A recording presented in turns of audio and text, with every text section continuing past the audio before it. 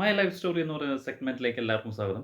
ഇന്ന് ഞാൻ വന്നിരിക്കുന്നത് 2 എന്ന് പറയുന്ന എൻ്റെ അൺലക്കി നമ്പറിൻ്റെ ഒരു ചെറിയൊരു വിശേഷം പറയാൻ വേണ്ടിയാണ്.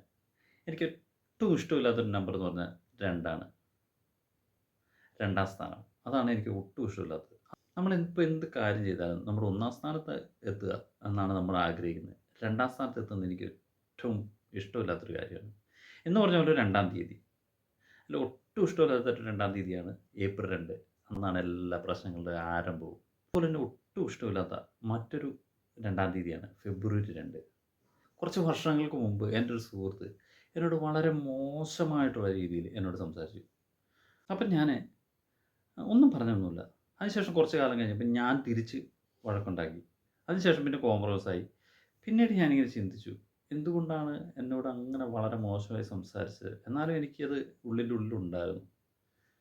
പിന്നീട് ഞാൻ അദ്ദേഹത്തെ ഫോളോ ചെയ്യാൻ തുടങ്ങി. ഫോളോ ചെയ്യാന്ന് പറഞ്ഞാൽ അദ്ദേഹം പോലും അറിയാതെ പലപ്പോഴും ഫോളോ ചെയ്തിട്ടുണ്ട്.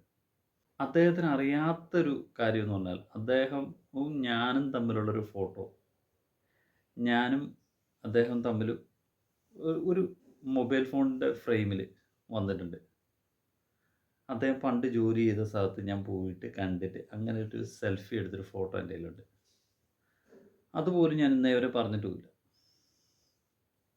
ഒരിക്കലും അദ്ദേഹത്തിൻ്റെ ജോലി വളരെ മോശമാണെന്നോ അല്ലെങ്കിൽ അദ്ദേഹം ചെയ്യുന്നത് വളരെ മോശപ്പെട്ട കാര്യങ്ങളാണെന്നോ ഒരിക്കലും ഞാൻ ജഡ്ജ്മെൻറ്റ് ചെയ്തിട്ടില്ല. അദ്ദേഹത്തിന് എന്താണോ ഇഷ്ടം അത് ചെയ്യട്ടെ, ജീവിക്കട്ടെ എന്ന് മാത്രമേ ചിന്തിച്ചിട്ടുള്ളൂ. ഞാൻ പറഞ്ഞു വന്നത് എന്താണെന്ന് പറഞ്ഞാൽ അതിനുശേഷം ഞങ്ങൾ ഭയങ്കര ഫ്രണ്ട്സായി കേട്ടോ. പക്ഷേ എന്നാൽ പോലും ഞാനൊരിക്കലും അദ്ദേഹത്തെ കളിയാക്കുകയോ ബോഡി ഷെയിം ചെയ്യുകയോ അങ്ങനെ ഒന്നും ചെയ്തിട്ടുമില്ല.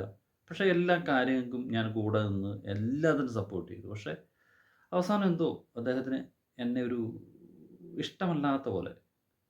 കാരണം ഞാനെല്ലാം മനസ്സിലാക്കിയെന്നോ അല്ലെങ്കിൽ ഞാൻ മനസ്സിലാക്കിയിട്ടും ഞാൻ അദ്ദേഹത്തെ ചീറ്റ് ചെയ്യുകയാണെന്നോ അങ്ങനെ എന്തൊക്കെയൊക്കെയോ തെറ്റിദ്ധാരണകൾ അദ്ദേഹത്തിൻ്റെ മനസ്സിൽ ഉള്ളിലോ എന്തോ വന്നു.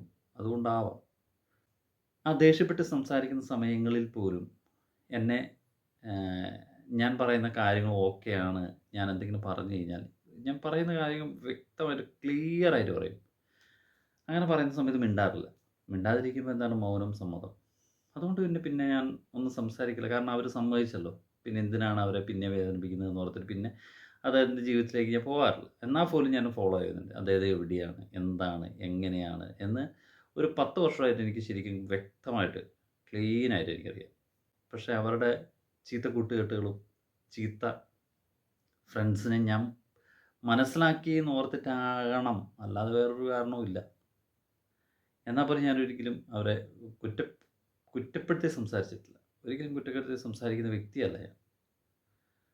ഓക്കെ, എപ്പോഴെങ്കിലും തിരിച്ചു വരട്ടെ എന്ന് ഓർത്തുകൊണ്ട് ഞാൻ സൈൻ ഓഫ്. ബിപിൻ.